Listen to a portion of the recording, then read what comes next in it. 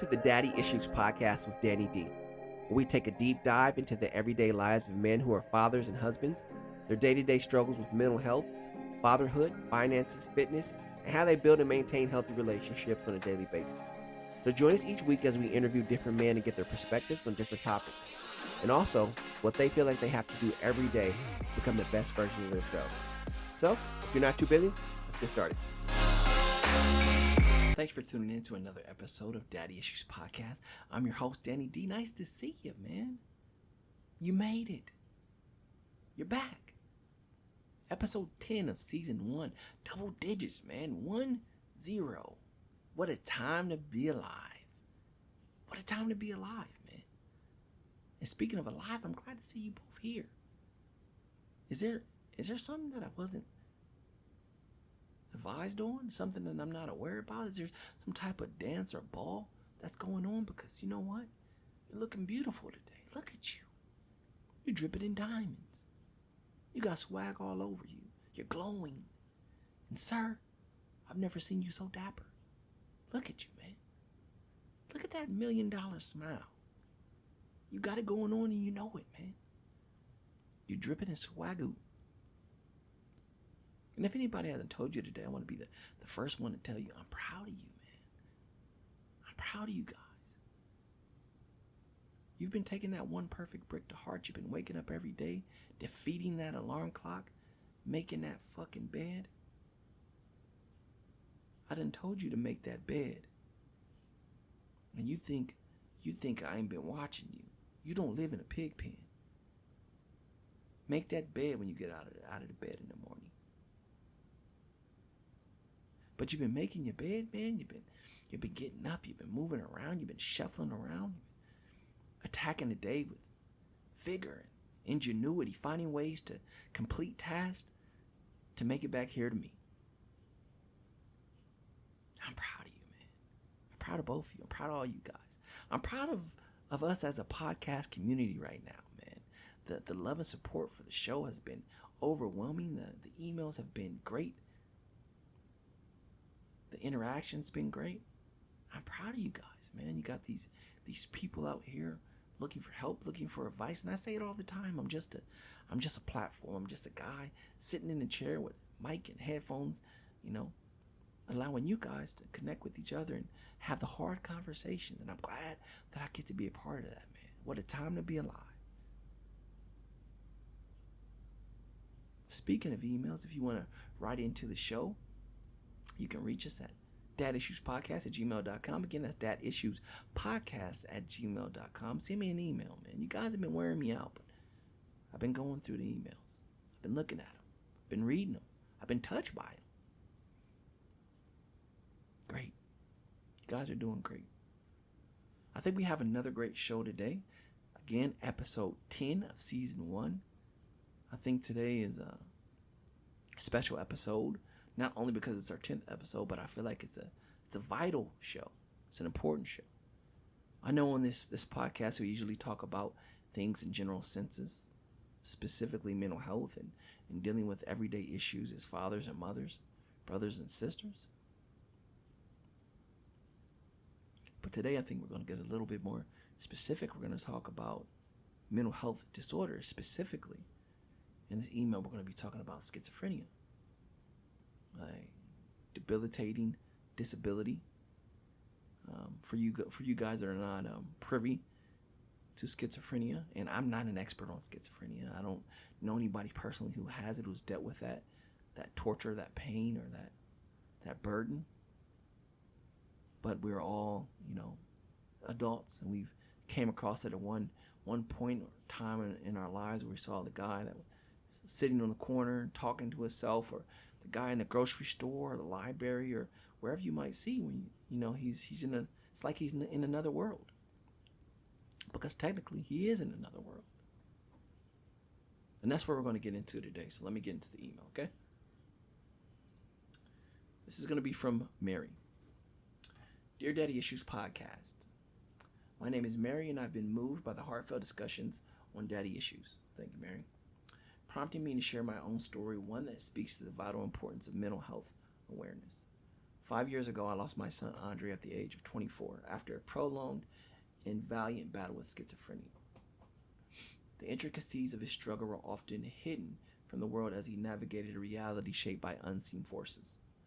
In the end, the weight became too much, and Andre's journey on this earth sadly concluded. I am writing you today not for sorrow, but to share Andre's story and advocate for those critical conversations surrounding mental health. Too often, the struggles faced by those with conditions like schizophrenia remain in the shadows, and it is my hope that by sharing our experiences, we can contribute to breaking down the stigma. Moreover, I want to explore the theme of healing. The aftermath of losing a loved one to mental health battles is a journey in itself. How does a mother heal from profound loss of her son? How can we as a society create a more compassionate and supportive environment for those touched by mental health? If you find any truth in this narrative and believe it aligns with the themes of daddy issues, I would be honored to contribute.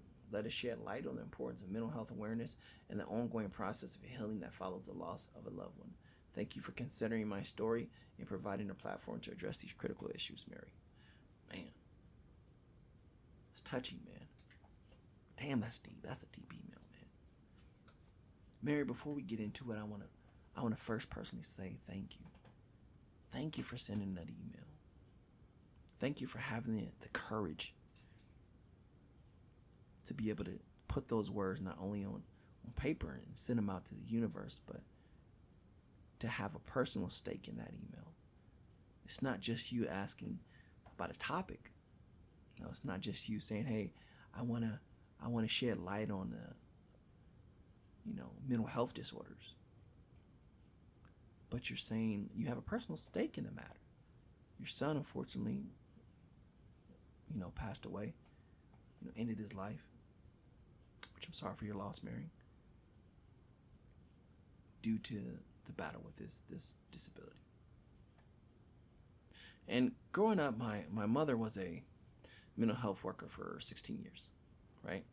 And I would come to her job all the time, and I would see her, and we'd have lunch from time to time. And she worked in a facility, and at that time, those facilities weren't as polished as they are now. There's a lot of different agencies and avenues and things like that for people with mental health disorders to be able to get the help that they need. But at the time, it blew my mind, man. It was like walking into a fun house at a circus.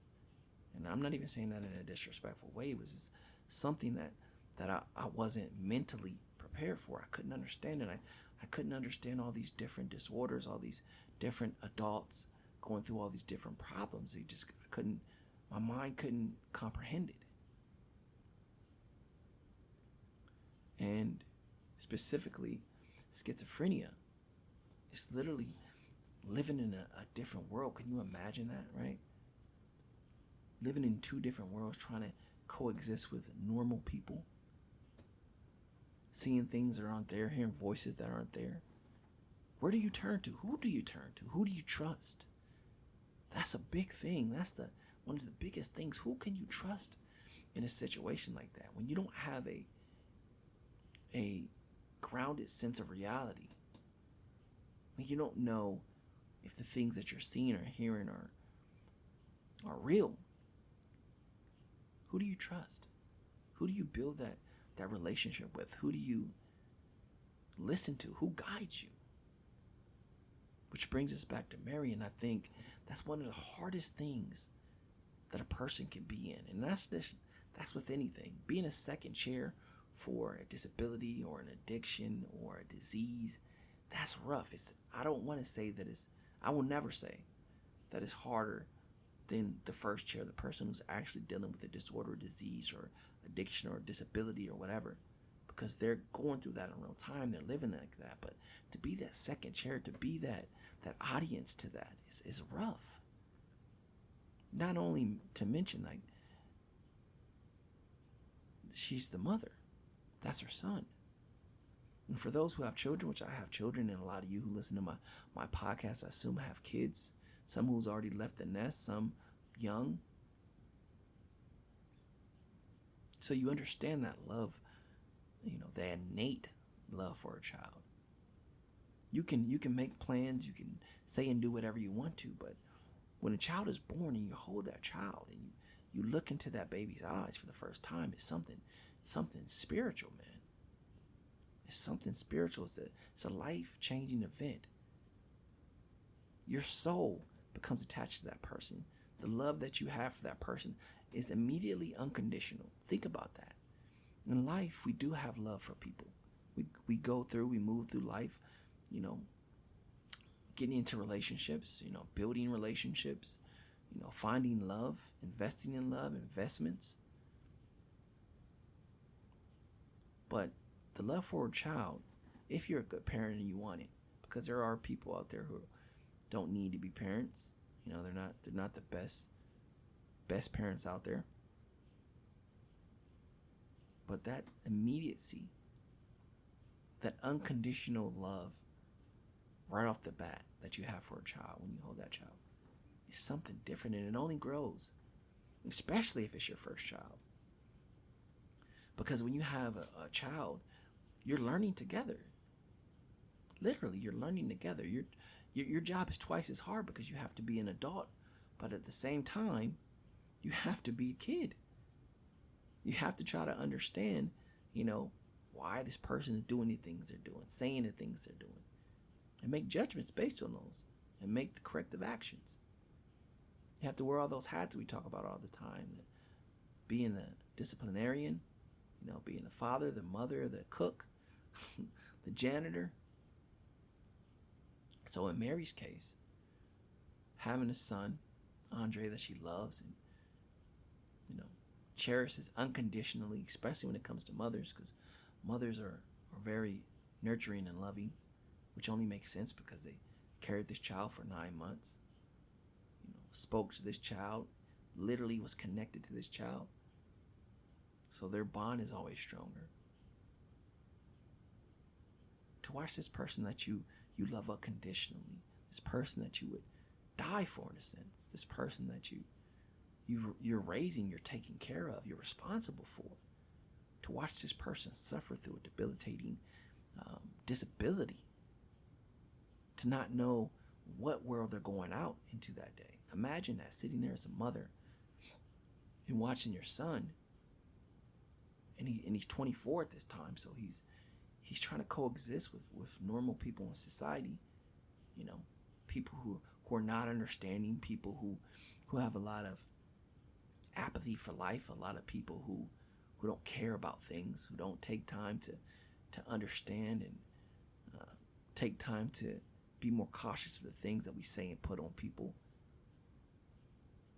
To watch your son walk out into that and not knowing whether he's in reality today or he's in another world, it's got to be nerve-wracking. It's got to be devastating.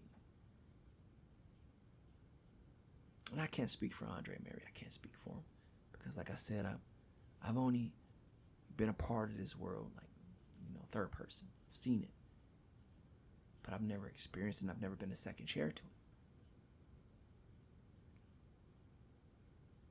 But I can only imagine the struggle that it's been for you, and the regret and pain, that you feel.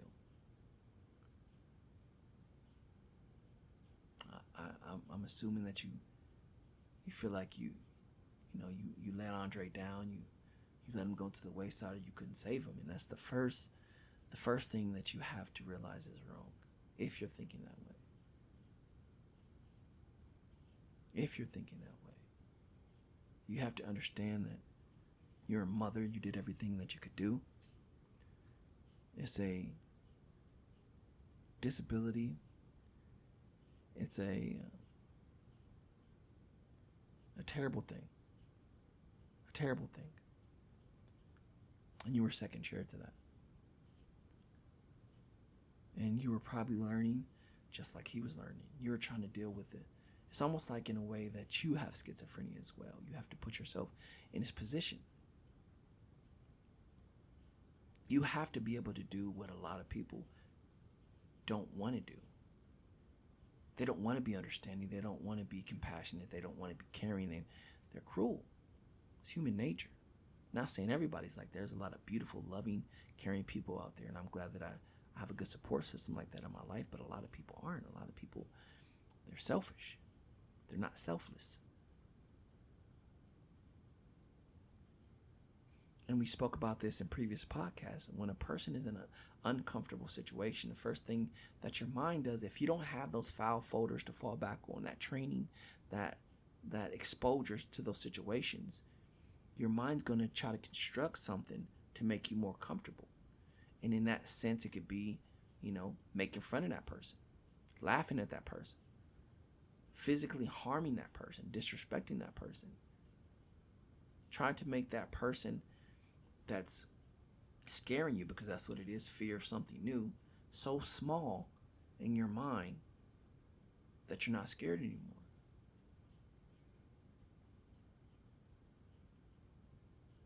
And I know in this show we talk about a lot of things in general senses, in general terms. We don't really get into the specifics of things, the specifics of different disorders and disabilities and diseases and things like that, because I try to go by the emails, but there's so many things that we don't recognize. We don't take time to appreciate in ourselves. And I kind of hate saying that. That's always been, it always bothered me. You hear a lot of people say that. Even today, growing up, I used to hear that a lot. Like, you should be happy that you're not him, or you should be happy that you're not that person going through that. I've always been in the sense like I don't want to find solace or peace in the fact that I'm not the person going through the bad situation, because that person is going through that bad situation. And I want to find peace in the fact that I could have been him. I could have been that person, instead of doing the right thing, trying to help and reach out to that person, using whatever resources I have at my disposal to help that person. Knowing, and I've been guilty of that. Everyone's done that. I don't have time, or I don't have the resources, or I don't want to do that. So we walk past it.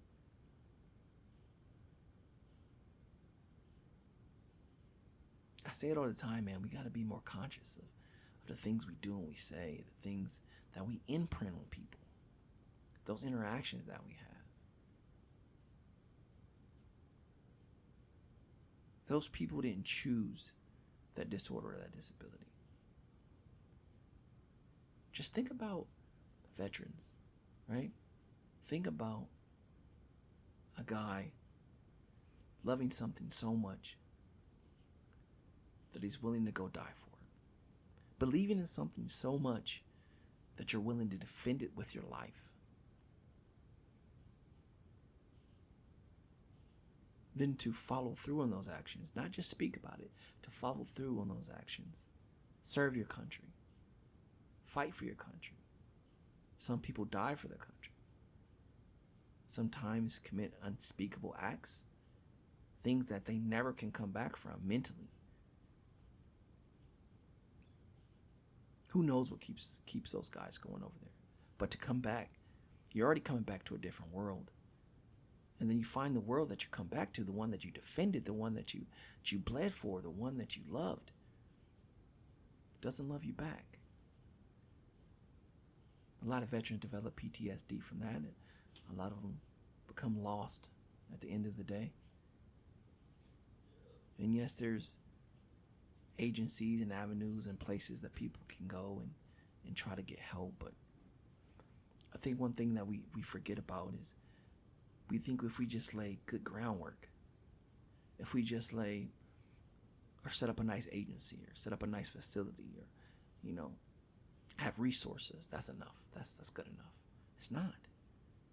Yes, you're building good groundwork, but what's the point of having good groundwork if you don't have the people to bring those people to that groundwork, to show them how to navigate that maze?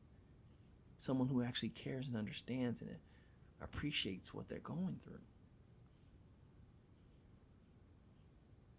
But again, we use those uncomfortable situations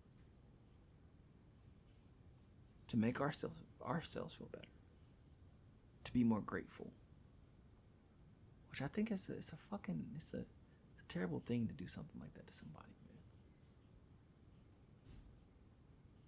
And unfortunately, Andre didn't get the help that he needed. Right?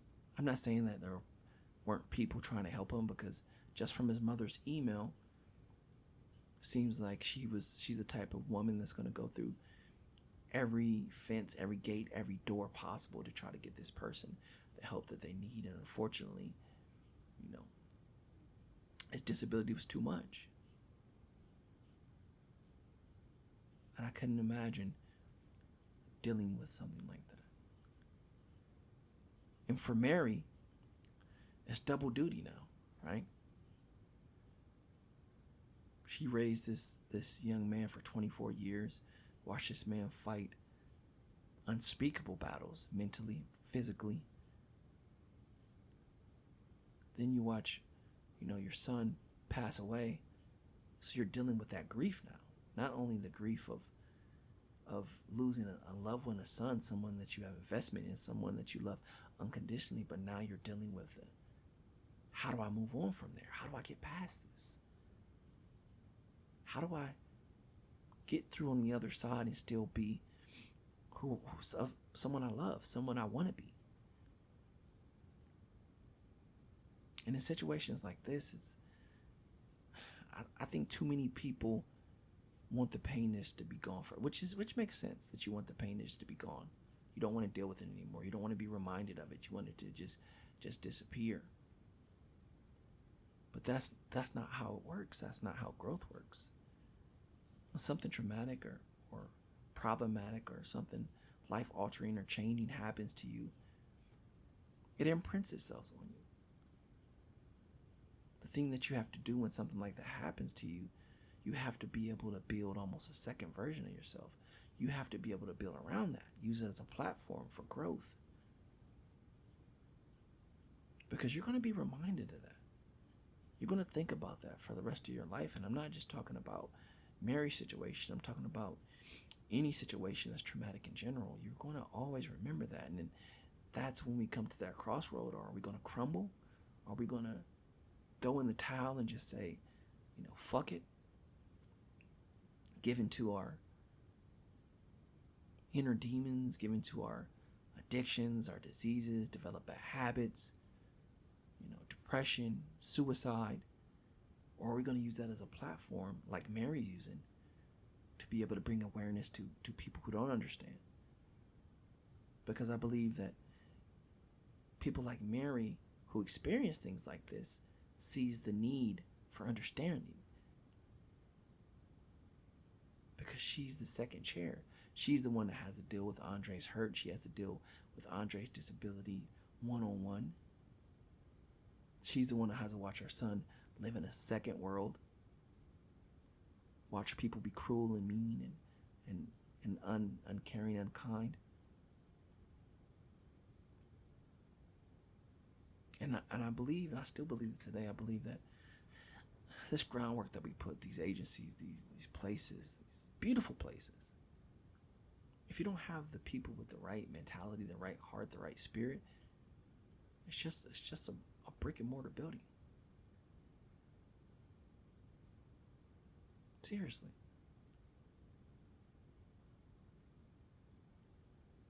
We have to be outside of ourselves. We have to learn to be better than ourselves. We do. Because there's people every day fighting demons and battles and unseen things that we don't see every single day. You never know what somebody is dealing with behind closed doors or what they go home to.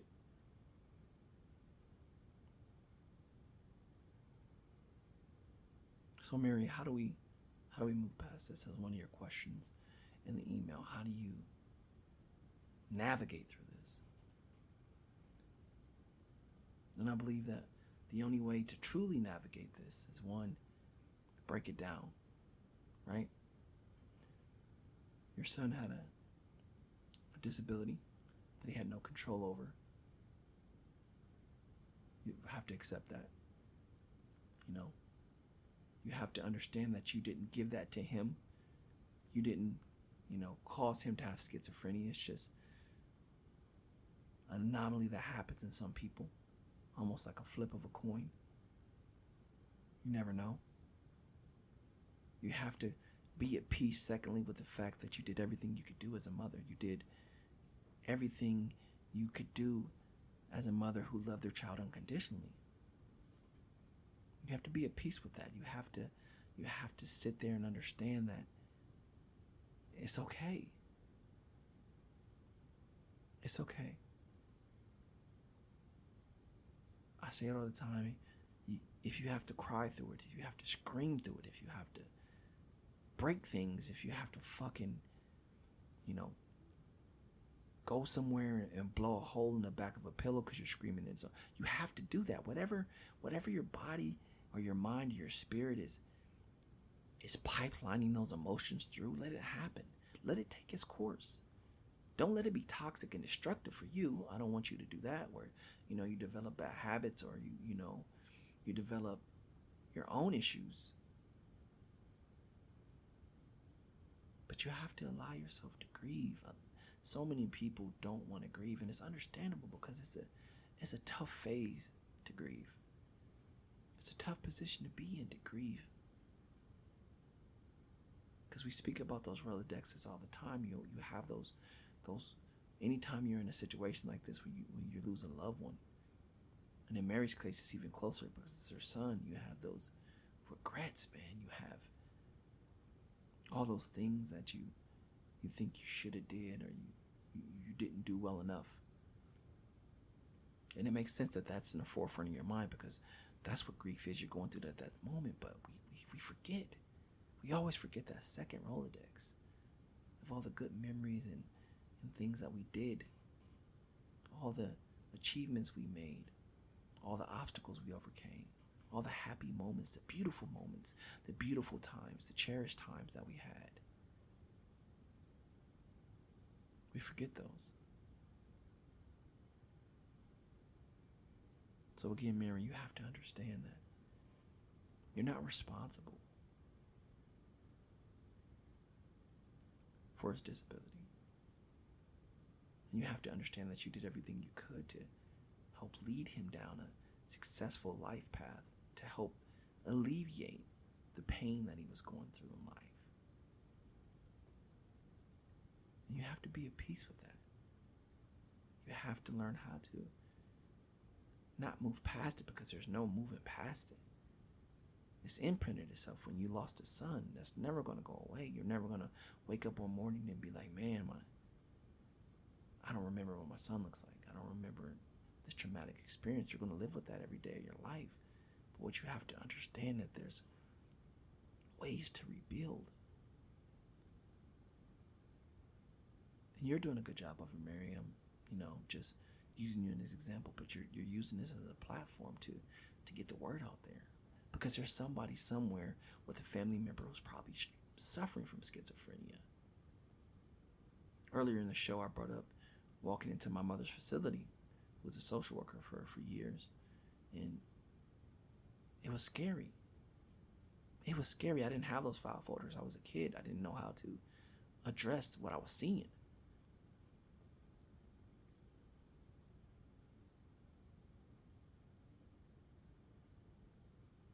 That's how you move past it, Mary.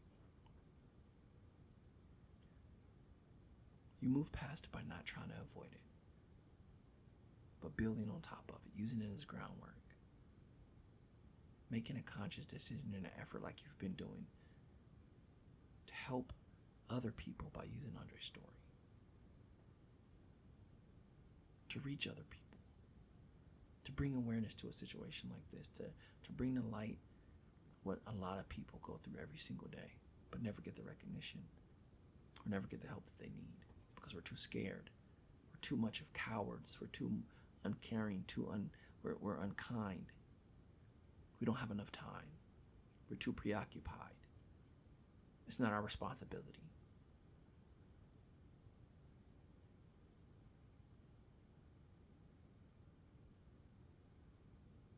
We have to be able, as a society, to embrace everybody and everything. And I know that shit sounds sappy, and I know it sounds cliche, but we have to, man. We have to. We have to.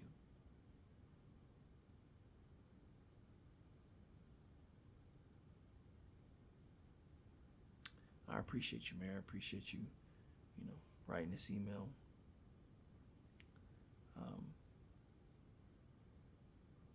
I can't even imagine the pain that you're dealing with. I can't imagine it. I can't even begin to comprehend. And like I said in the beginning of the show, I understand you're not writing an email to invoke emotions of sorrow and sympathy from people. You've already came to the understanding that what's happened, and you don't want it to happen to somebody else, which unfortunately it will. But you're doing your part. You're healing. You're reaching out. You're looking for solutions. You're finding ways. You're reaching back. You're trying to help someone else.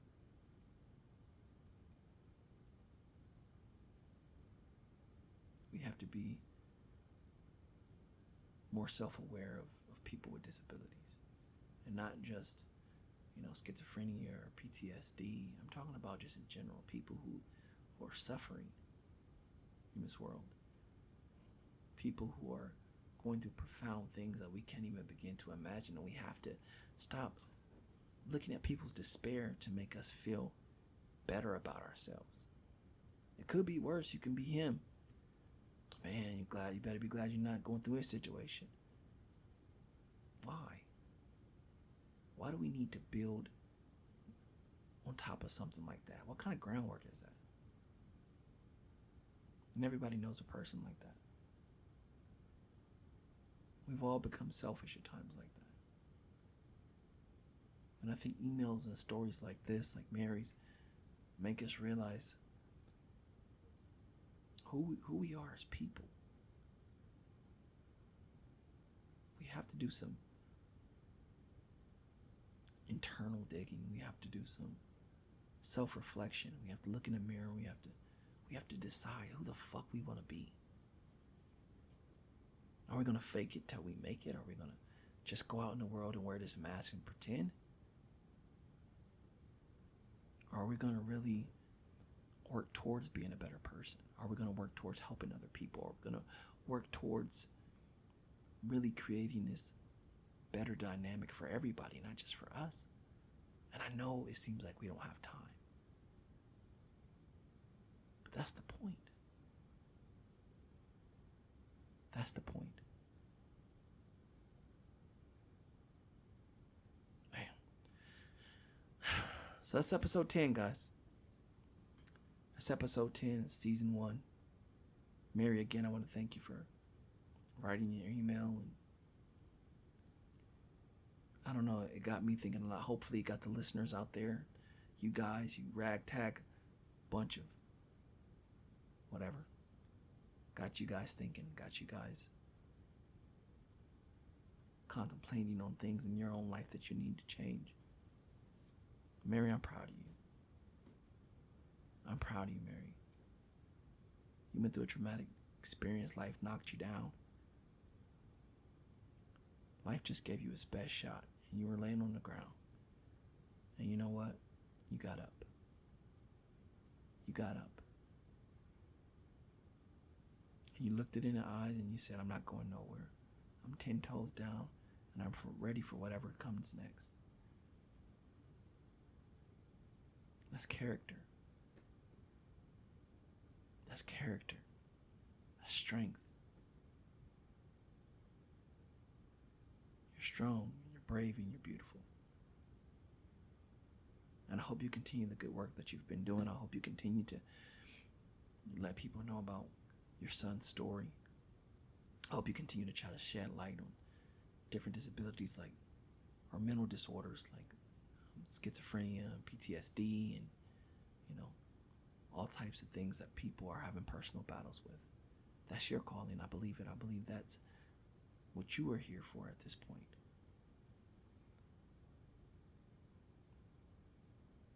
Selfless. It doesn't have to be overnight. We don't have to be godlike. We just have to show a little compassion, a little courtesy, a little care.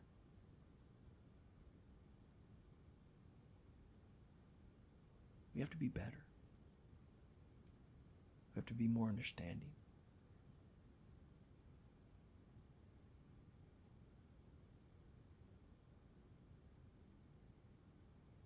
Guys, make sure you keep on sending those emails in. Make sure that you keep responding to the posts and interacting with the question of the day. Man, send them some information for Mary.